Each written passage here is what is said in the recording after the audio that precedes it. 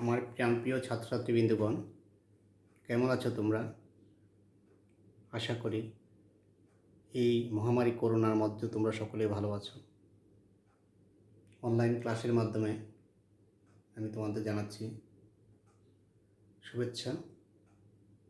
আমি Prashanta sir, Ajgar Haji Altaf Ali school and college, সহকারী অধ্যাপক হিসাব বিজ্ঞান। প্রিয় ছাত্রছাত্রীবৃন্দু, এখন একমাত্র অবলম্বন হচ্ছে অনলাইন ক্লাস। এই অনলাইন ক্লাসের মাধ্যমে তোমাকে শিখতে হবে, জানতে হবে এবং বুঝতে হবে। এটাই তোমাদের একমাত্র মাধ্যম। এখন ঘরে বসে অনলাইন ক্লাসগুলি অনুসরণ করবে এবং বাসায় বসে প্র্যাকটিস করবে, তাহলে তোমাদের অনেকটু অগ্রগতি হবে। আশা করি পরীক্ষা ভালো করতে পারবে। আজ আমরা হিসাব বিজ্ঞান দ্বিতীয় পত্রের আর্থিক অবস্থার বিবরণী বিশ্লেষণ অধ্যায়টি পড়াবো। আর্থিক অবস্থা তো বোঝোই, ব্যবসা বছর শেষে যে ব্যবসার অবস্থা কী সেটা নির্ণয় করা হলে আর্থিক অবস্থা, অর্থাৎ সম্পত্তি, দায়ের পরিমাণ, মোট লাভ, নেট লাভ কী অবস্থা আছে সেটা নির্ণয় করা আর্থিক অবস্থা। সেই অবস্থাটাকে বিশ্লেষণ করব, কীভাবে সম্পত্তির পরিমাণ দায়ের সাথে তুলনা করব, আয় ব্যয়ের সাথে তুলনা করব, মোট লাভ ব্যবসায় কতটুকু পার্সেন্ট, নেট লাভ কতটুকু, সেটি বিশ্লেষণ করাটাই হলো আর্থিক অবস্থার বিশ্লেষণ। আজ এই আর্থিক অবস্থার বিশ্লেষণ আমরা আগেও তোমাদেরকে শিখিয়েছি, আবার মনোযোগ সহ শুনব। সেই বিশ্লেষণে কতগুলো অনুপাত থাকে, সেই অনুপাতের ভিত্তিতে, অনুপাত তো বোঝে দুইটা সমজাতি একই রাশির কত গুণ বেশি বা কম বা তার তুলনা করাটাকে বলে অনুপাত। আজ আমরা একটি অঙ্কের মাধ্যমে এই অনুপাতের বিশ্লেষণ প্রকাশ করব এবং বোঝাতে চেষ্টা করব। অঙ্কটি অনুসরণ করো। বাপ্পি কোম্পানি লিমিটেডের আর্থিক অবস্থার বিবরণী নিম্নলিখিত প্রদত্ত হলো। দায়সমূহ টাকা, সম্পত্তিসমূহ টাকা। সম্পত্তির মধ্যে স্থায়ী সম্পদ 2,58,000 টাকা, মজুদ পণ্য 2,40,000 টাকা, প্রাপ্য হিসাব 1,80,000 টাকা, সিকিউরিটি সমূহ 16,000 টাকা এবং অগ্রিম খরচ সমূহ 20,000 টাকা, নগদ তহবিল 6,000 টাকা। টোটাল 7,20,000 টাকা মোট সম্পদ। দায়ের দিকটা আসুন। শেয়ার মূলধন 2 লক্ষ টাকা, আবণ্টিত মুনাফা 80,000 টাকা, দীর্ঘমেয়াদী দায় 2,50,000 টাকা, পদীয় হিসাব 1,50,000 টাকা, বকেয়া খরচ 30,000 টাকা, পদীয় আয়কর 10,000 টাকা। টোটাল 7,20,000 টাকা। এর মাধ্যমে আমরা কিছু অনুপাত তুলনা করব। চলতি সম্পদ, চলতি দায়ের পরিমাণ নির্ণয় করো। অর্থাৎ চলতি সম্পদ কি, চলতি দায়টার পরিমাণ নির্ণয় করো। মালিকানা তহবিলের পরিমাণ নির্ণয় করো। চলতি অনুপাত, অ্যাসিড অনুপাত, কার্যকরী মূলধন অনুপাত, দায় মালিকানা অনুপাত নির্ণয় করো। 4টা অনুপাত আমরা নির্ণয় করব। প্রিয় ছাত্রছাত্রী, চলতি সম্পদ তো বোঝো তোমরা, এই ব্যবসায় যে সম্পদগুলো কি করা হয়, অতি তাড়াতাড়ি কি করা হয়, অর্থে পরিণত করা যায় এবং পরিশোধ করা সক্ষম হয়, সেগুলি অল্প সময়ের মধ্যে, সেটি হলো চলতি সম্পদ এবং দায়। আর স্থায়ী সম্পদ হলো দীর্ঘমেয়াদী সম্পদ, যেটা দীর্ঘ সময়ের জন্য প্রতিষ্ঠানে কী করে অবস্থান করে থাকবে, সেটা হলো দীর্ঘমেয়াদী সম্পদ। এবং দায়, সেটা পরিশোধ করে দীর্ঘমেয়াদী পরে পরিশোধ করা হয়, সেটা হলো দীর্ঘমেয়াদী দায়। একটি অঙ্কে আজকে আমরা আসি। প্রথম চলতি সম্পদ, চলতি দায়। আমরা সম্পদের মধ্যে দেখব চলতি সম্পদ কোনগুলো, দায়গুলি কোনগুলো। সম্পদ স্থায়ী সম্পদ বলে দিচ্ছে, আর বাকি তোমাকে চলতি সম্পদ বোঝা যায়, এগুলিকে চলতি সম্পদ বলা হয়, বাকিগুলি স্থায়ী সম্পদের ব্যতীত সবগুলি চলতি সম্পদ। চলতি, এর মধ্যে আবার অবাস্তব সম্পদ থাকে, যে প্রাথমিক খরচ নাই, তাহলে এগুলি চলতি সম্পদ, মজুদ, প্রাপ্য, সিকিউরিটি, অগ্রিম খরচ, নগদ। চলতি দায় বলতে আমরা কি বুঝি, যেমন শেয়ার মূলধন আর আবণ্টিত মুনাফা, এটা মালিকের। দীর্ঘমেয়াদী দায়, এটা দীর্ঘমেয়াদী, যেমন এটা হবে না। চলতি দায় হলো দীর্ঘমেয়াদী, মানে দীর্ঘস্থায়ী, এটা হবে না। তাহলে পদীয়, বকেয়া, আয়কর, এটা হলো আমাদের চলতি দায়। তাই আমরা চলতি সম্পদ, চলতি দায় আমরা এখন নির্ণয় করব। মুছে দিলাম তোমাদেরকে, মনোযোগ দিয়ে আবার খেয়াল করো অঙ্কটা।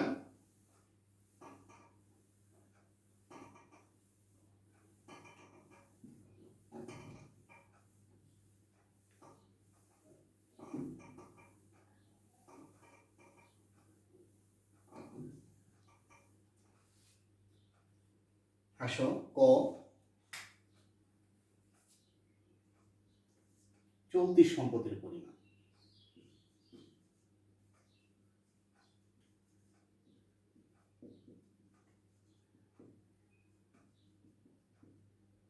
চলতি সম্পদ কোনগুলি?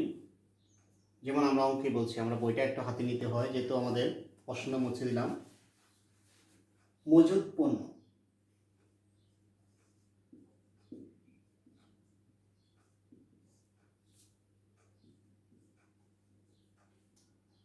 $2,40,000 টাকা। প্রাপ্য হিসাব,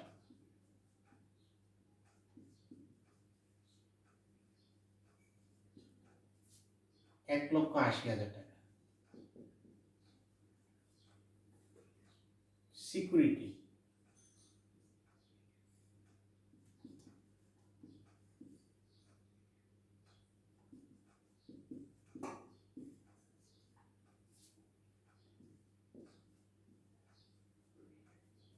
$16,000 টাকা। অগ্রিম খরচ,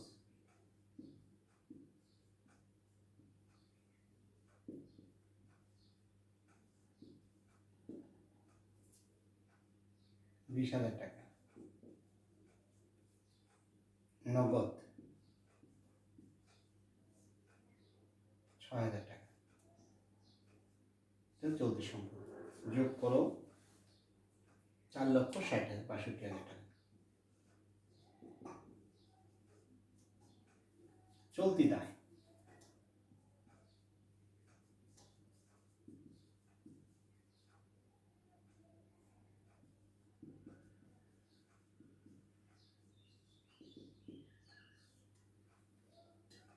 চলতি দায়ের মধ্যে কি পড়ে?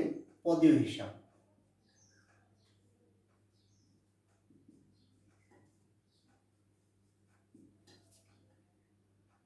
$1,50,000 টাকা। বকেয়া খরচ,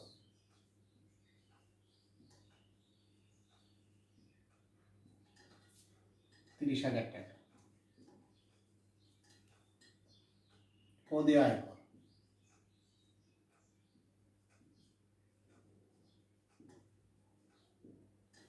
$10,000 টাকা। 90,000 টাকা। এগুলো আমার চলতি সম্পদ। যে কোনো প্রতিষ্ঠানের চলতি সম্পদ, চলতি দায় তোমাকে জানতে হবে। এটা জানা অতি গুরুত্বপূর্ণ। চলতি সম্পদ, চলতি দায়ের পরিমাণটা নির্ণয় করতে হবে, তোমাকে জানতে হবে।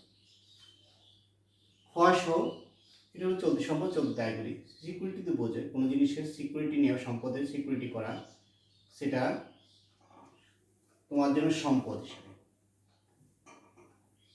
কোনো জিনিসের সম্পদের সিকিউরিটি রাখা, বিনিয়োগ মতো, বন্ড বিনিয়োগ, এগুলির মতো, প্রাইস বন্ড। তারপরে আসো মালিকানা সত্ত্ব, খ।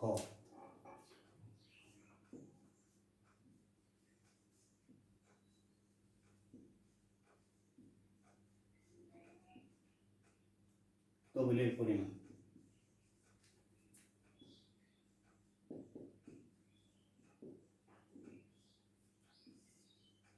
সূত্র দুইভাবে করা যায়। যেমন এক নম্বর হলো মূলধন, সূত্র দুইভাবে করতে পারবে। মূলধন যোগ মুনাফা যোগ সঞ্চিত তহবিল।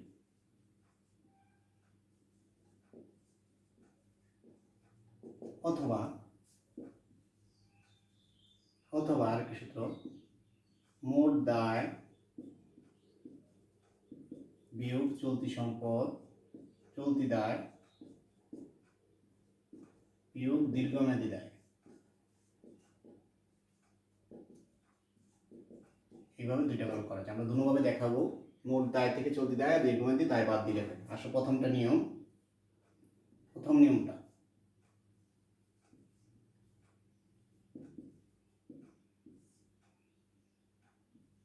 শেয়ার মূলধন,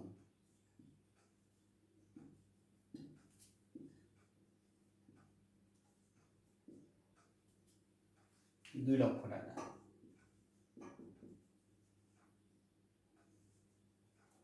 আর আবণ্টিত মুনাফা,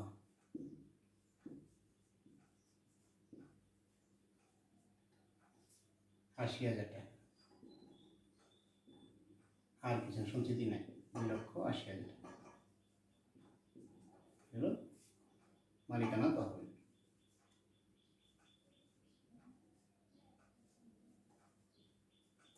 অথবা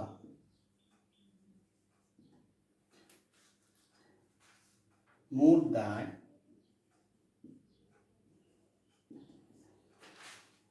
7,20,000 টাকা, দুইভাবে আমরা শিখাবো।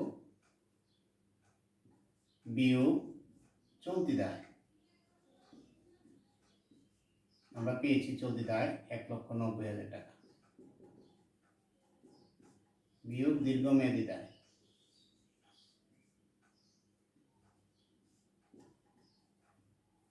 2,50,000 টাকা, 2,80,000 টাকা মালিকানা।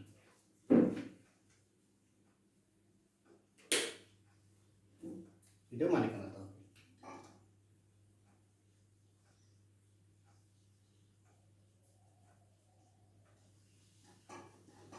দুইভাবে করা যায়, মালিকানা তহবিলটা কি হলো? শেয়ার মূলধন যোগ আমদানিকৃত মুনাফা যোগ সঞ্চয় সঞ্চিতি নাই, অথবা মোট দায় থেকে চলতি দায় দীর্ঘমেয়াদী দায় বাদ দিলেও মালিকানা তহবিল নির্ণয় করা যায়। এই দুইভাবে মালিকানা তহবিল নির্ণয় করা হয়। গো আসো অনুপাতগুলি করাবো।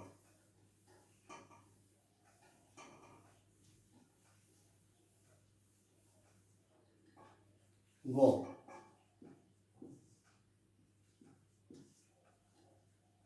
প্রথম চলতি অনুপাত,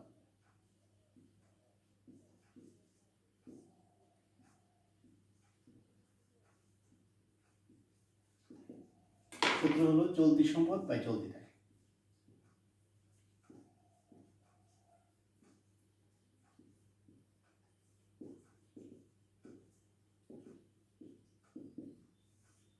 চলতি দায় সম্পদ আমরা পেয়েছিলাম কত?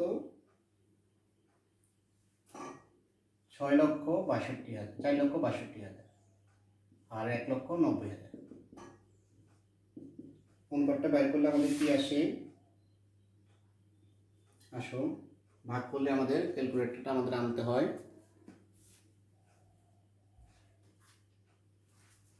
আসো ক্যালকুলেটরে দেখাই দিই আমরা।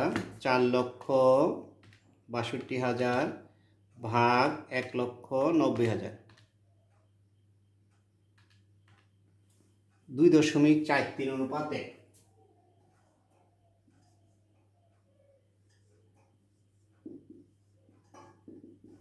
আদর্শ মানটা কি? 2 অনুপাতে, তাহলে ভালো অবস্থায় আছে প্রতিষ্ঠান। আদর্শ মান 1, 2 আসো এসিড অনুপাত,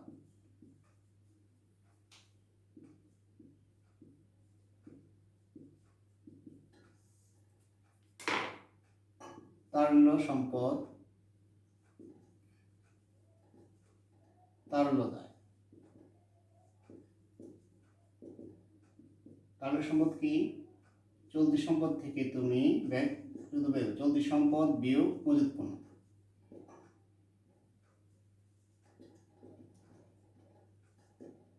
আর চলতি দায় পুরোটাকে অনেক সময় ধরা হয় চলতি দায় বিয়োগ ব্যাংক জমা অতিরিক্ত, ব্যাংক অতিরিক্ত নাই।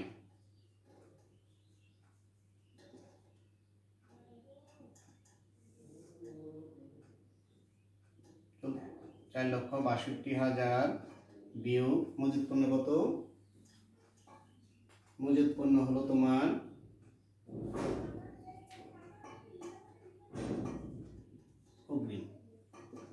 অগ্রিম মাধ্যম, অগ্রিম খরচ। চলতি সম্পদ বিয়োগ মজুত পণ্য বিয়োগ অগ্রিম খরচ, বিয়োগ কত আছে আমাদের? 2,40,000,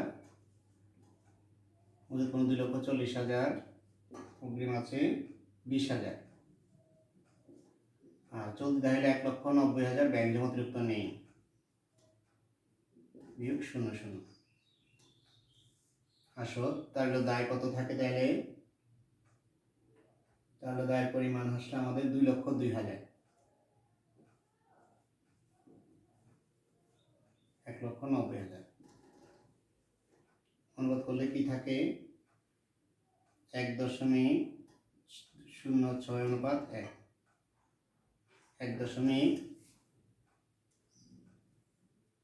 1 কি হলো চলতি তাহলে সম্পদ হলো চলতি সম্পদ বিয়োগ মজুদ পণ্য বিয়োগ অগ্রিম খরচ, আর চলতি দায় থেকে ব্যয় অতিরিক্ত, তাহলে তার আদর্শ মান হলো 1:1।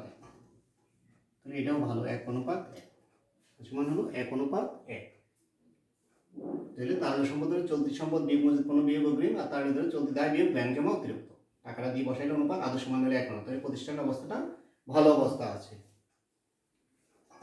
তারপরে আসো,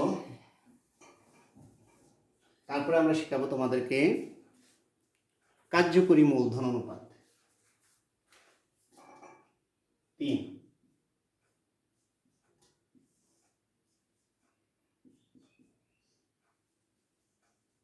কার্যকরী মূলধন অনুপাত, কার্যকরী মূলধন অনুপাত, কার্যকরী মূলধন অনুপাত।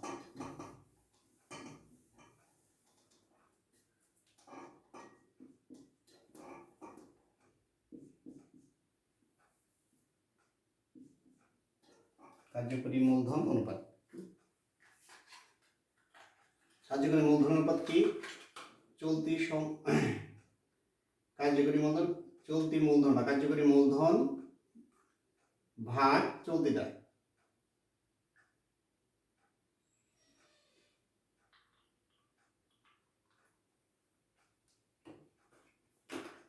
আসো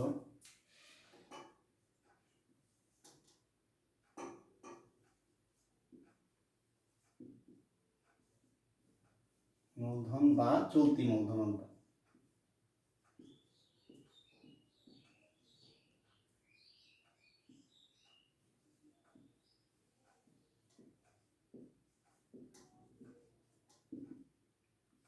চলতি মূলধন বা কার্যকরী মূলধন,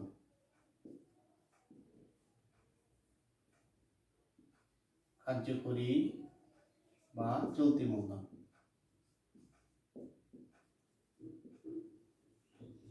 চলতি দায়। কার্যকরী মূলধন কি চলতি সম্পদ বিয়োগ চলতি দায়,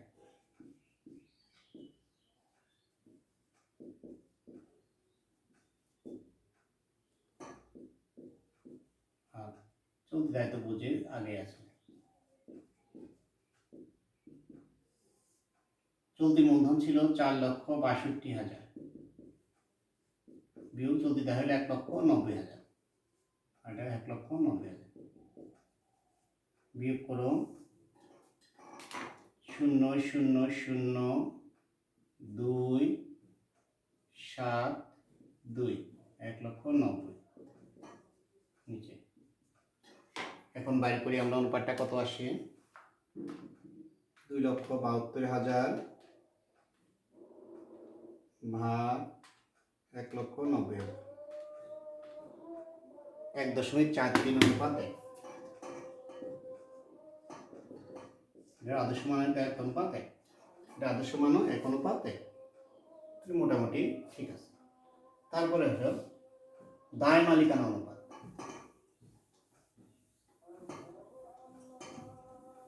দায় মালিকানা অনুপাত,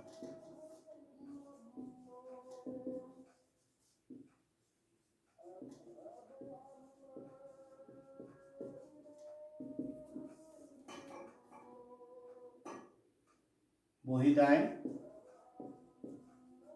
মালিকানা তো হবে,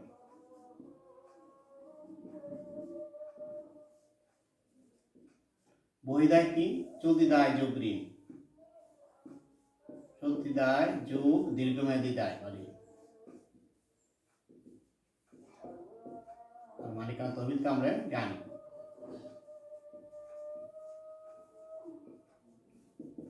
চলতি দায় হলো 1,90,000, আর দীর্ঘমেয়াদী দায় কত আছে প্রশ্নে, দীর্ঘমেয়াদী দায় আছে আমাদের 2,50,000। মালিকানা তহবিল হলো 2,80,000।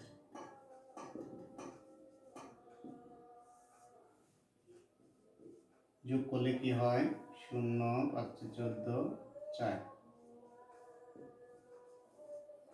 ভাগ করো 4,40,000 ভাগ 2,80,000।